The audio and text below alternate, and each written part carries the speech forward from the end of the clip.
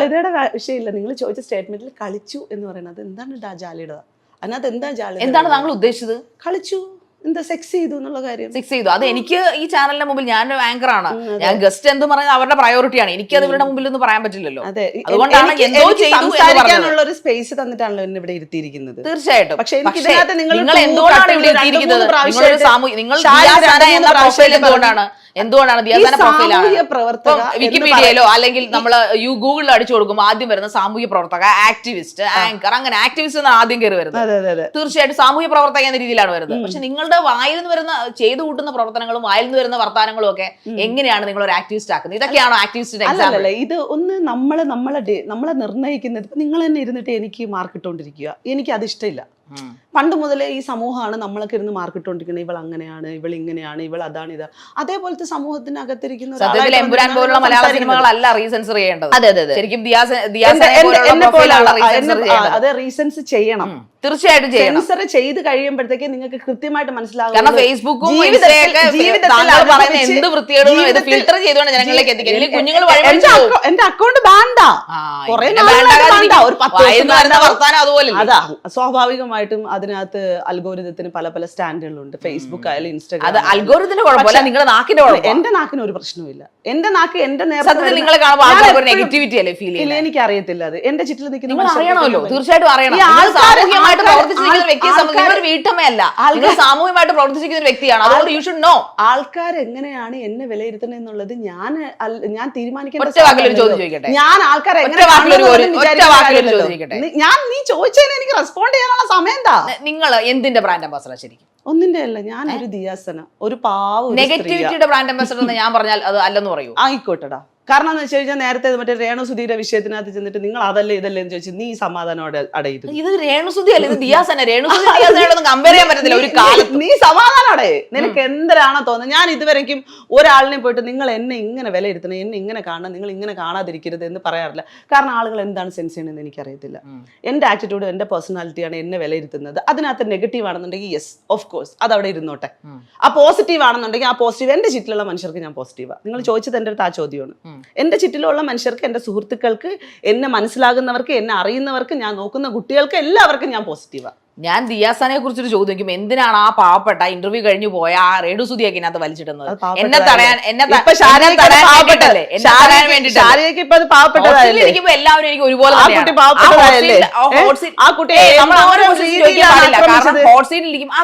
ഞാൻ പുലിയോ നിങ്ങൾ നല്ല രീതിയിൽ സൈബർ എടുത്ത ഒരുപാട് പ്രോഗ്രാംസ് പോസിറ്റിവിറ്റി ആയിക്കോട്ടെ. എന്താണ് ഞാൻ അവരെ ആക്രമിച്ചത്? സ്റ്റേറ്റ്മെന്റ് പിൻവലിക്കണം. സ്റ്റേറ്റ്മെന്റ് പിൻവലിക്കില്ല. വളരെ തെറ്റായിട്ടുള്ള കാര്യങ്ങളാണ്. കാരണം അവരൊരു പാവ സ്ത്രീയാണ്, അവർ ജീവിക്കാൻ വേണ്ടി ഒരുപാട് കഷ്ടപ്പെടുന്ന ഒരു സ്ത്രീയാണ്. സ്വാഭാവികമായിട്ട് തീരുമാനം ഉണ്ടാക്കിയിട്ട് ഹോട്ട് സീറ്റ് മുന്നോട്ട് കൊണ്ടുപോയി. ഇതൊരു 4 വട്ടം ആയാലും ശാരിക നീ ഒന്ന് അടങ്ങ്. എന്തിനാ ഞാൻ അവഹേളിക്കുന്നത്? നിങ്ങൾ ഹോട്ട് സീറ്റിലാണ് ഇരിക്കുന്നത്, നിങ്ങൾക്ക് ഹോട്ട് സീറ്റ് നല്ല പേടിയുണ്ട്. But Renu Sudhi is a brilliant and brave lady. നിങ്ങൾക്ക് അതില്ല, അതുകൊണ്ടാണ് നിങ്ങൾ ഇപ്പൊ സംസാരിക്കുന്നത്. രേണുസുധിയോട് അത്രയും ഇല്ല കേട്ടോ. ഞാൻ ഒരിടത്തും പറഞ്ഞിട്ടില്ല രേണുസുധിയോട് ഞാൻ മോശം ചോദിച്ചെന്ന്. ഈ നാട്ടുകാർ മുഴുവനാ പറയുന്നത്, അല്ലെങ്കിൽ ഈ പറയപ്പെടുന്ന കമന്റോളികൾ.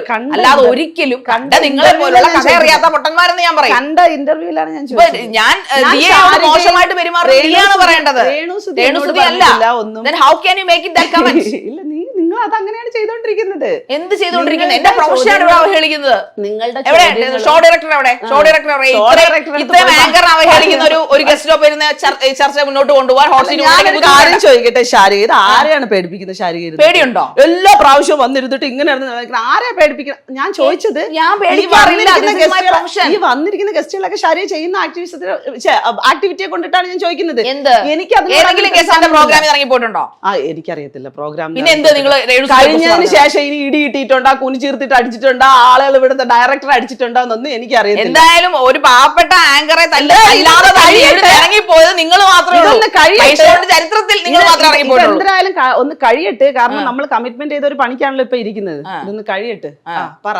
ലൈറ്റ് ഒക്കെ വലിച്ചെറിഞ്ഞിട്ട് പോയത് നിങ്ങളാണ് അല്ല, വിഷയത്തിൽ തന്നെ മാറാതിരിക്കും. നിങ്ങളിപ്പോ പറഞ്ഞത് ഞാൻ അവരെ ആക്രമിക്കുന്നു, അപ്പൊ നിങ്ങളെ ഞാൻ ആക്രമിക്കുന്നു എന്നാണ് നിങ്ങൾ പറയുന്നതിന്റെ അർത്ഥം. ധൈര്യമില്ലെങ്കിൽ ഹോട്ട് സീറ്റിൽ വരരുതായിരുന്നു. നിങ്ങൾ ഷോ ഡയറക്ടറോട് പറയണമായിരുന്നു എനിക്ക് പേടിയാണ്, ഹോട്ട് സീറ്റ് ആങ്കറെ പേടിയാണെന്ന്. പേടിയില്ല, ധൈര്യശാലിയാണെന്ന് പറയുന്നു, എന്നിട്ടിരുന്ന് പറയുന്നു ഞാൻ ആക്രമിക്കുന്നു എന്ന്. എങ്ങനെ പറയാൻ പറ്റും? നിങ്ങൾക്ക് നിലപാടില്ല. ഞാനൊരു കാര്യം പറയട്ടെ, എനിക്ക് ഈ കുറെ നേരമായിട്ട് ഈ നിലപാട്, എന്റെ ആക്ടിവിസം, ഞാൻ ചെയ്യുന്ന ആക്ടിങ്, ഞാൻ ചെയ്യുന്ന പ്രൊഫഷൻ, ഇതെല്ലാ സാധനത്തിനെയും ഇപ്പം ശാരീരിക കണക്ട് ചെയ്താ കൊണ്ടുവന്നിരിക്കുന്നത്. അതായത് ഒരു സർക്കിളിലാണ് കൊണ്ടുവന്നത്. ഇതൊന്നും ഒന്നല്ല.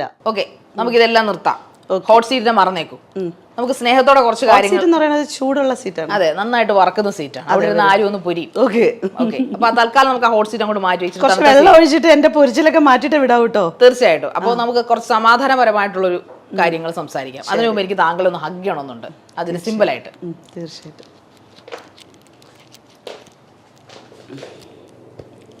കാര്യമായിട്ട് ഹഗ് ചെയ്യൂ. ഓക്കെ, ഒരു കാര്യം കൂടെ പറഞ്ഞോട്ടെ. അപേക്ഷയാണ്, സ്നേഹത്തോടെ പറയണം. താങ്കൾക്കൊരു മോനുള്ളതല്ല. അതെ, ദയവ് ചെയ്ത് ഈ തെരുവിൽ നിർത്തണം. ഇല്ല, ഇതൊക്കെ തന്നെ നിങ്ങളുടെ കുഴപ്പം. നിങ്ങളോട് പറഞ്ഞിട്ട് ഒരു കാര്യം. ഈ ഹഗ് തന്നതിന്റെ പുന്നാമ്പുറത്തെ കഥ ഇതാണോ? പിന്നാമ്പുറത്തെ കഥയൊന്നുമല്ല. ഞാൻ വളരെ നിങ്ങളൊരു സാമൂഹ്യ പ്രവർത്തകയും ആക്ടിവിസ്റ്റും ഒക്കെ ഘോഷിക്കുന്നതുകൊണ്ട് പറഞ്ഞു പോയതാണ്. ശാരികയോട് ഞാൻ ഇപ്പോഴും പറയാണ്, ശാരിക, ഞാൻ പൊതുസമൂഹത്തിന്റെ മുമ്പിൽ 24 മണിക്കൂറും തെറി വിളിച്ച് നടക്കുന്ന ഒരാളല്ല. ഓക്കെ, അതുകൊണ്ട് തന്നെ നിങ്ങളിപ്പം എങ്ങനെ ഒരു സ്റ്റേറ്റ്മെന്റ് വെക്കുമ്പോഴും ഞാൻ ഇത്രയും നേരം ഇരുന്ന് ചെയ്ത ഇന്റർവ്യൂവിൻ്റെയും ബേസ്ഡ് ആയിട്ട് വന്നിരിക്കുന്നത് ഞാൻ ഒരു തെറി വിളിക്കുന്ന ഒരാളാണ് എന്നുള്ളൊരു സ്റ്റേറ്റ്മെൻറ്റ് പുറത്താണ്. ആക്ച്വലി ഞാൻ പറഞ്ഞത് ഡിഫൻസിൻ്റെ ഒരു രാഷ്ട്രീയം എന്ന രീതിയിലാണ്. എനിക്ക് നേരെ വരുന്ന ആക്രമണങ്ങളെ എതിർക്കാൻ വേണ്ടിയിട്ട് എനിക്ക് അപ്പം എന്ത് ആയുധമാണോ കിട്ടുന്നത്, ഈ സാധനം ഞാൻ പ്രയോഗിക്കുന്നു എന്നുള്ളതാണ്. അത് ചിലപ്പോൾ എൻ്റെ നേർക്ക് വരുന്നത് ഭയങ്കരമായിട്ടുള്ള ആക്രമണങ്ങളായിരുന്നു. ചിലപ്പോൾ എനിക്ക് തെറി വിളിക്കാനായിരിക്കും അപ്പോൾ റിയാക്ഷൻ തോന്നുക. ഞാൻ പറഞ്ഞല്ലോ, എൻ്റെ ചുറ്റിലും ഞാൻ ആളുകളെ കൊണ്ടല്ല നടക്കുന്നത്. ചിലപ്പോൾ ഞാൻ റിയാക്ട് ചെയ്യുന്നത് അത് ഡിഫൻസ് ചെയ്തുകൊണ്ട് തന്നെ ആയിരിക്കും. എന്റെ ശാരീരികമായിട്ടുള്ള റിയാക്ഷൻ പൊതുസമൂഹത്തിന്റെ മുമ്പിൽ ഞാൻ ഇത് ചെയ്യുന്നില്ല. അല്ല, നമുക്ക് നമ്മുടെ ഷോ ഡയറക്ടറോട് ചോദിക്കാം. ഒരു വക്കീലിനെ വിളിച്ചിട്ട് ഏത് ആൾക്കാർക്കാണ് പ്രതിരോധത്തിന് വേണ്ടി തെറി വിളിക്കാൻ, ഡിഫൻസ് എന്ന മെത്തേഡ് പ്രതിരോധത്തിന് വേണ്ടി ഉപയോഗിക്കാം എന്ന് പറയുന്നത്? വിളിച്ചൂടാ. തീർച്ചയായിട്ടും വിളിക്കണം. വിളിച്ചൂടാ.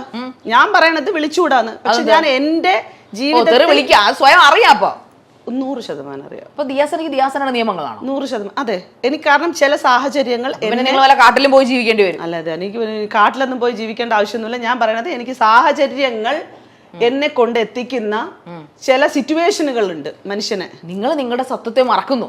നിങ്ങൾ സമൂഹം, ഞാൻ പറയട്ടെ, ഈ ആക്രമണ മനോഭാവങ്ങള് അല്ലെങ്കിൽ തെറി വിളിക്കുക അല്ലെങ്കിൽ മാത്രം പബ്ലിഷ് ചെയ്യുക, ഇത്തരത്തിലുള്ള സാധനങ്ങളൊന്നും പൊതുസമൂഹത്തിന് കൊടുക്കുന്ന മെസ്സേജ് ഒന്നും അല്ല. പിന്നെ ഞാൻ ചെയ്യുന്ന ആക്ടിവിറ്റികൾ, നിങ്ങളിപ്പോ ഈ പറഞ്ഞ തെറിവിളി ആയിക്കോട്ടെ അല്ലെങ്കിൽ അടിക്കുന്നതായിക്കോട്ടെ, ഇത്തരം കാര്യങ്ങളൊന്നും ഞാൻ ഒരാൾക്കും മെസ്സേജ് ആയിട്ട് കൊടുക്കുന്ന ഒരു സാധനമല്ല. നിങ്ങൾ വീടിനകത്ത് കഥകടച്ചിട്ടിരുന്ന് കാണിക്കുകയോ അല്ലെങ്കിൽ നിങ്ങൾ പേഴ്സണലി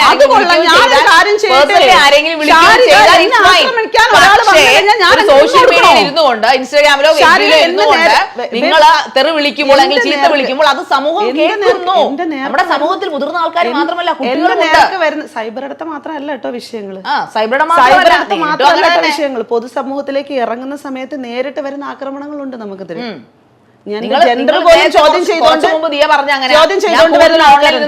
സംസാരിക്കാറില്ലല്ലോ. ഓൺലൈനിൽ അതാണ് നിങ്ങൾ കേൾക്കുന്നത്, കണ്ടിട്ടുള്ളത്. തന്നെ ഞാൻ പറഞ്ഞത്, നിങ്ങൾ പൊതുസമൂഹത്തിൽ ഇരുന്ന് കൂടുതൽ 50, 100, 500 പേര് കേൾക്കും പോലും. മറിച്ച് ഓൺലൈനിൽ ഇരുന്ന് പറയുമ്പോൾ 50,000, 100 കോടിയും കഴിഞ്ഞു പോകും. കാരണം എവിടൊക്കെ മലയാളം ഉണ്ട് അത് കേൾക്കും, അവിടൊക്കെ കുട്ടികളുണ്ട്. അവര് സ്ക്രോൾ ചെയ്ത് പോകുമ്പോൾ കാണുന്നത് റിയാസനയല്ലേ, ഇവര് സോഷ്യൽ ആക്ടിവിസ്റ്റ് അല്ലേ, സംസാരിക്കുന്നത്. നിങ്ങൾക്ക്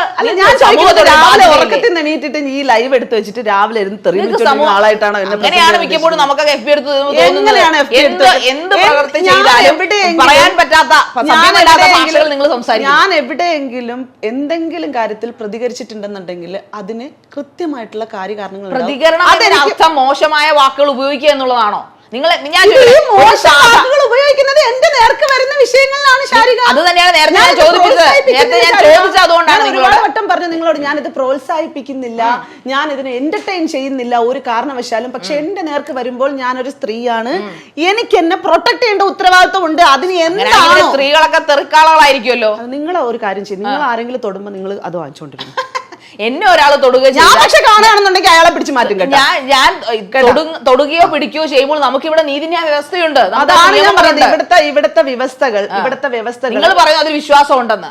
ഇവിടുത്തെ നിങ്ങൾ തെറിവിളിക്കുകയാണെങ്കിൽ എങ്ങനെയാണ് നിങ്ങൾക്ക് ഒപ്പം അവർ നിൽക്കുക? ഇവിടുത്തെ വ്യവസ്ഥകൾ, ഞാൻ സൈബർ ഇടത്തെ വിഷയങ്ങളിൽ മേൽ കേസ് കൊടുത്തിട്ടുള്ള ഒരാളാണ്. എനിക്ക് തോന്നുന്നു, ഐ തിങ്ക് ഇവിടുത്തെ സ്ത്രീകളിൽ ഒരു ബഹുഭൂരിപക്ഷം സ്ത്രീകളുടെ കേസുകൾ എടുത്ത് നോക്കിക്കഴിഞ്ഞാലും ഏറ്റവും കൂടുതൽ കേസുകൾ കൊടുത്തിട്ടുള്ള ഒരാളായിരിക്കും ഞാൻ. അന്വേഷിച്ച് നോക്കിക്കഴിഞ്ഞാൽ അറിയാം. കാരണം ഞാൻ പല ഇടങ്ങളിൽ ഞാൻ ഇങ്ങനെ സൈബർ കേസുകൾ കൊടുത്ത് തഴമ്പിച്ച് മരവിച്ച് ഫൈനലി എനിക്ക് നേരെ വരുന്ന കാര്യത്തിൽ എന്റെ ഗതികേട് കൊണ്ടുള്ള റിയാക്ഷൻസ് ആണ് പലപ്പോഴും സംഭവിച്ചിട്ടുള്ളത്. ഇപ്പം ശാരിക ഇരുന്ന് ഇവിടെ ഇരുന്ന് ഇത്രയും നേരം സ്ഥാപിക്കാൻ ശ്രമിച്ച ഒരു സാധനത്തെ പറ്റി ഞാൻ പറയട്ടെ. രാവിലെ എണീറ്റിരുന്ന് 24 മണിക്കൂർ തെറി വിളിച്ചുകൊണ്ടിരിക്കുന്ന ഒരാളാണ്. സമൂഹത്തിന്റെ കാഴ്ചപ്പാട് അവിടെ വരച്ചോണ്ടിരുന്നോട്ടെ. ഞാൻ എന്നെ പറ്റിയിട്ടാണ് പറയുന്നത്. എനിക്ക്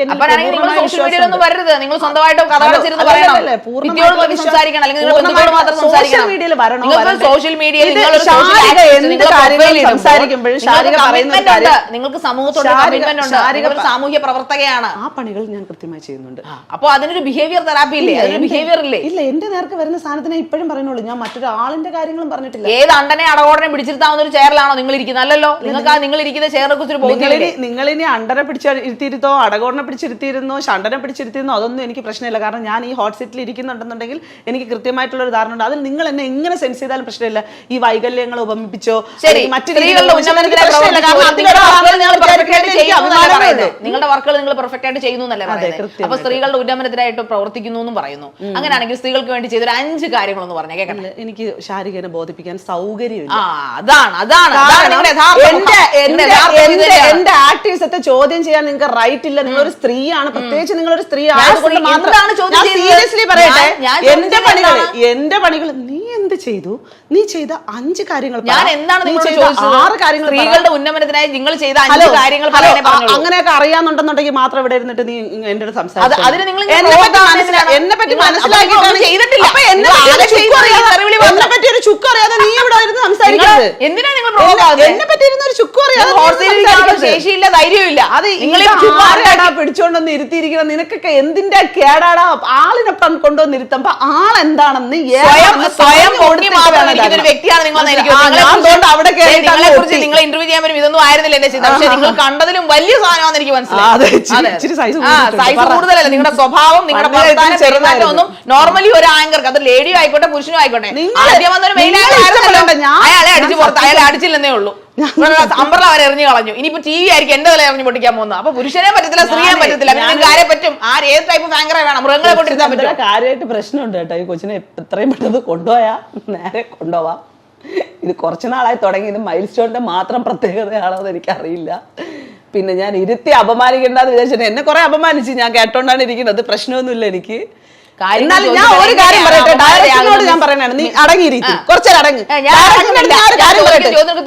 പെണ്ണിനെ ഞാൻ ഇപ്പൊ നോക്കിയപ്പോ ശരിയാക്കും. ഞാൻ നോക്കിയോ, കൊണ്ടുവന്നത് എന്തിനാ ഇത്? ആളിനെ ഇവിടെ കൊണ്ടുവന്ന് ഇരുത്തിയിരിക്കുന്ന ആൾ ആരാണ്?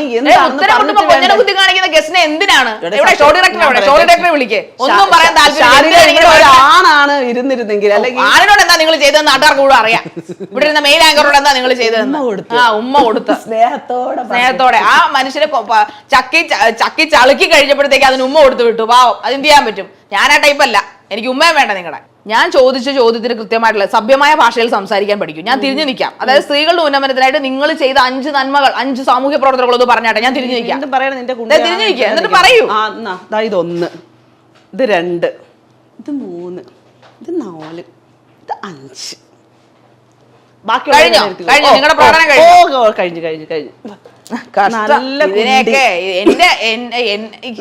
എങ്ങനെ സാധിക്കും ഇങ്ങനെ ബിഹേവ് ചെയ്യാനായിട്ട്? നിങ്ങളൊരു ചാനലിൽ വർണ്ണിച്ചേടി. എന്ത് വർണ്ണിക്കാൻ? രസമുണ്ട്, നല്ല കുട്ടി. പണ്ട് വിജയ് പി നായർ എന്ന വ്യക്തിയെ തല്ലിയിട്ട് നിങ്ങൾ ഒളിവിൽ പോയിട്ടില്ല. ഞാൻ എന്റെ വീട്ടിനകത്താ കിടന്നത്. കേസ് ഉണ്ടെന്നുള്ളത് സത്യമാണ്. ഒരിക്കലും അല്ല. ഭീരു ആയതുകൊണ്ടാണോ നമുക്ക് റിയാക്ഷൻ വരുന്നത്? നിങ്ങൾ ഒളിവിൽ പോയെന്നാണ് ഞാൻ ചോദിച്ചത്. ഞാൻ ഒരിക്കലും ഒളിവിൽ പോയിട്ടില്ല. ഞാൻ എന്റെ വീട്ടിലായിരുന്നു ഉണ്ടായിരുന്നത്. നിങ്ങൾക്ക് ബിഗ് ബോസിൽ ചെല്ലപ്പേരുണ്ടായിരുന്നല്ലോ, ഒരു കുത്തിത്തിരിപ്പുകാരി എന്നുള്ള ഒരു ടാഗിലൊക്കെ ഉണ്ടായിരുന്നല്ലോ അവിടെ. കുത്തിത്തിരിപ്പുകാരി അങ്ങനെയൊന്നും എനിക്കൊരു ടാഗ് ലൈൻ ഉണ്ടായിരുന്നില്ല. 2018 കഴിഞ്ഞ ബിഗ് ബോസിന് നീ എനിക്ക് പുതിയ പേര് തരണം, നീ വെച്ചോ. നിങ്ങൾ ബിഗ് ബോസ് താരമൊന്നുമല്ല, 2018 ശേഷമാണല്ലോ നിങ്ങൾ കൂടുതൽ ആൾക്കാർ അറിയുന്നത്. അതെ, തീർച്ചയായിട്ടും. അത് പിന്നെ അങ്ങനെ പറയാമോ? അത് കറക്റ്റാ. പറയാം. ഭൂരിഭാഗം കണ്ടസ്റ്റന്റ് നിങ്ങളെ കുറിച്ച് പറഞ്ഞിരുന്നത് നിങ്ങളൊരു കുത്തിത്തിരിപ്പുകാരിയാണെന്നാണ്. എനിക്ക് അങ്ങനെ ഒരു ടാഗ് ലൈനും കൂടെ നിങ്ങൾ സഹായ മനസ്കരമായിട്ട് ചെന്നിട്ട് കുത്തിത്തിരിപ്പുകാരിട്ടാ. നിങ്ങൾ പല പേരുകളും വീഴും. കാരണം ഞാൻ പറഞ്ഞു നിങ്ങൾക്ക് ഇരട്ട മുഖമുണ്ട്, നിങ്ങളെ മുഴുവൻ മാസ്ക് ആണ്. എനിക്ക് എത്ര മുഖങ്ങൾ ഉണ്ടെന്നുള്ളത് ഞാൻ പറഞ്ഞല്ലോ. ഞാനാണ് എന്നെ വിലയിരുത്തുന്നത് ശാരിക, നിങ്ങൾ ആരുമല്ല എന്നെ വിലയിരുത്തുന്നത്. സമൂഹം ട്രൂ അഹങ്കാരമാണ്.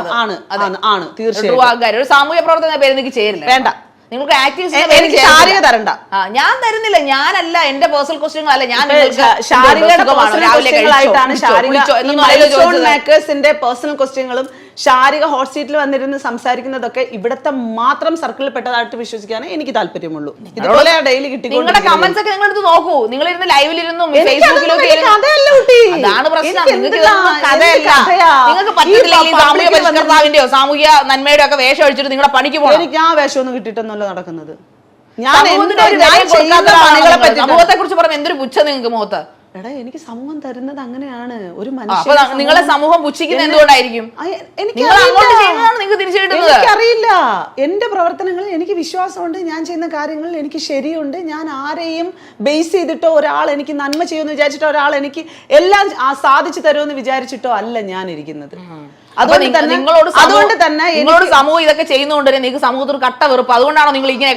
ഞാൻ സമൂഹത്തിനോട് പൂർണ്ണമായിട്ടും വെറുപ്പാണ്, പുച്ഛമാണ്, അങ്ങനെയൊന്നുമല്ല. കുറച്ചു മുമ്പ് നിങ്ങൾ പറഞ്ഞല്ലോ. ഇല്ല, ഞാൻ സമൂഹത്തിനെ എന്റെ സമൂഹത്തിനെയോ ഈ പരിസ്ഥിതിയെയോ എന്നെ കൊണ്ടുവന്ന് ഒരു ഇതിനകത്ത് വെച്ചിട്ട് നീ ഇങ്ങനെ ആവണം എന്ന് പറയുന്നതിൽ ഞാൻ വിശ്വസിക്കുന്നില്ലെന്നാ പറഞ്ഞത്. മനസ്സിലായില്ലേ? ഞാൻ എന്ത് വിശ്വസിക്കണം എന്നുള്ളത്, ഞാൻ എന്ത് ചെയ്യണം എന്നുള്ളത് എനിക്ക് നല്ല ബോധ്യമുണ്ട്. നിങ്ങളാണ് പറയുന്നത് സമൂഹത്തിലുള്ളവർക്ക് നിങ്ങളെ ഇഷ്ടമില്ല, എന്നാ പിന്നെ ഇഷ്ടമില്ല എന്ന് എനിക്ക് പറയാൻ തോന്നുന്നത്. ദിയാസിനെ ഏറ്റവും അവസാനമായിട്ട് ഇമോഷണൽ ആയത് കരഞ്ഞത് എന്നാണ്? നിങ്ങൾ കരയാറുണ്ടോ? എന്റെ വാപ്പ മരിച്ച സമയത്ത്. ഓക്കെ.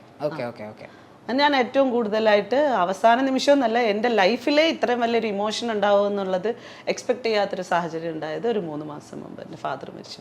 ദയവ് ചെയ്ത് സാമൂഹ്യ പ്രവർത്തക എന്ന ടാഗ് ലൈൻ ഇരുന്നുകൊണ്ട് തെറിവിളി നിർത്തുക എന്ന് അപേക്ഷിച്ചുകൊണ്ട് ഞാൻ ഈ പ്രോഗ്രാം വൈൻഡപ്പ് ചെയ്യുവാണ്. വേണ്ട, തുടങ്ങിക്കോ. എന്ത് പ്രശ്നമൊന്നുമില്ല. എന്ത് പ്രശ്നം? വൈൻഡപ്പ് ചെയ്യണ്ട. കാരണം ഞാൻ ഇത് അവസാനിപ്പിക്കാൻ പോണില്ല. തെറിവിളി നിർത്തത്തില്ല. ഇല്ല, എന്റെ നേർക്ക് വരുന്നതിന് ഞാൻ തിരിച്ച് ഡിഫൻസ് അനുഭവിച്ചോ, വരുന്നങ്ങോട്ട് അനുഭവിച്ചോ, അത്രേ ഉള്ളൂ. തീർച്ചയായിട്ടും എല്ലാവരും അങ്ങനെയല്ലേ? സാമൂഹ്യ പ്രവർത്തനത്തിന് നിങ്ങൾ ചെയ്യുന്ന സാധനത്തിന് നിങ്ങൾ നിങ്ങളൊരു ദിയാസനയായതുകൊണ്ടല്ല ഈ ഹോട്ട് സിറ്റി കൊണ്ടിരുത്തിയിരിക്കുന്നത്. നിങ്ങളുടെ ആ ഒരു പ്രൊഫൈൽ കണ്ടിട്ടാണ് ഇവിടുത്തെ ഷോ ഡയറക്ടർ ഒരു പക്ഷേ നിങ്ങളെ വിളിച്ചിട്ടുണ്ടാകുക. അല്ലെങ്കിൽ നിങ്ങൾ ദിയാസന ഒരു പേഴ്സണൽ വ്യക്തിയാണെങ്കിൽ ഇവിടെ ആർക്കും വേണ്ട.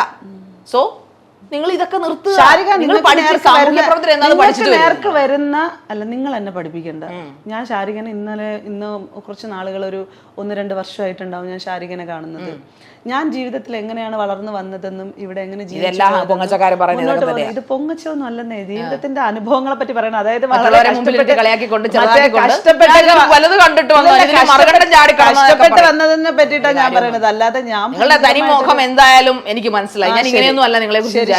ശരി. ശാരിക എന്തായാലും എന്റെ മുഖത്തിന് ഒരു പുതിയ മുഖം ഉണ്ടാക്കി തന്നതിന് വളരെയധികം പുതിയ മുഖമല്ല, നിങ്ങളുടെ മുഖത്ത് ഞാൻ വലിച്ചു കീറി മാസ്ക് വലിച്ചു. ഒരു കാര്യം ഞാൻ ഫൈനലി പറഞ്ഞുതരാം. എന്റെ നേർക്ക് വരുന്ന ആക്രമണങ്ങളെ ഡയറക്റ്റ് വരുന്നതിനെ എങ്ങനെയാണ് റിയാക്ട് ചെയ്യേണ്ടതെന്ന് ഞാനാണ് നിശ്ചയിച്ചു വെച്ചിരിക്കുന്നത്. എന്റെ ഇമോഷൻസ് പോലെ ഇരിക്കും ആ റിയാക്ഷൻസ് എന്ന് പറയുന്നത്. എന്റെ ശരീരത്തിന് നേരെ ആക്രമിക്കാൻ ഞാൻ ഒരാളെ വിട്ടുകൊടുക്കില്ല. എന്നെ കൊണ്ട് പറ്റുന്ന രീതിയിൽ ഞാൻ ഡിഫൻസ് ചെയ്യും. ചിലപ്പോൾ ഞാൻ അയാളുടെ ആക്രമണം കൊണ്ടിട്ട് ചിലപ്പോൾ എനിക്ക് എന്തെങ്കിലും സംഭവിക്കാം, ഇല്ലെങ്കിൽ ഞാൻ ഡിഫൻസ് ചെയ്ത് രക്ഷപ്പെടാം. അവിടെ ചിലപ്പോൾ എനിക്ക് ചീത്ത പറയണമെന്നുള്ള രീതിയിലാണ് എന്റെ റിയാക്ഷൻ വരുന്നെങ്കിൽ ഞാൻ അങ്ങനെ നിന്നിട്ട് ഇല്ല 24 മണിക്കൂറും തെറി വിളിച്ചുകൊണ്ടിരിക്കുന്ന ആൾക്കാരൊന്നും അല്ല. സൈബർ ഇടത്ത് കൃത്യമായിട്ടുള്ള നിയമ സംവിധാനങ്ങൾ ഉണ്ടെന്നുണ്ടെങ്കിൽ ഒരിക്കലും എന്നെ പോലുള്ള സ്ത്രീകൾക്ക് ഇമാതിരി റിയാക്ഷനും വരുത്തേണ്ട കാര്യമില്ല, ഒരു പ്രതികരണം ആക്കേണ്ട കാര്യമില്ല. എന്നെ പോലെയൊന്നും അല്ല, നിങ്ങൾ ഉൾപ്പെടെയുള്ള ആളുകൾ ഇന്ന് സൈബർ ഇടത്ത് ആക്രമിക്കപ്പെട്ടുകൊണ്ടിരിക്കുകയാണ്. അത് അവിടെ ഇരുന്നിട്ട് ഇല്ല എന്നൊന്നും പറയാൻ പറ്റത്തില്ലല്ലോ. അതിനെതിരെ ഒരു നിയമ സംവിധാനം കൃത്യമായിട്ടുണ്ടായിരുന്നെങ്കിൽ നിങ്ങൾക്ക് അതിനെതിരെ ശക്തമായിട്ട് പോകാനും പറ്റിയേനെ. ഈ പറഞ്ഞ ലോ നമുക്ക് കൃത്യമായിട്ട് നേർക്ക്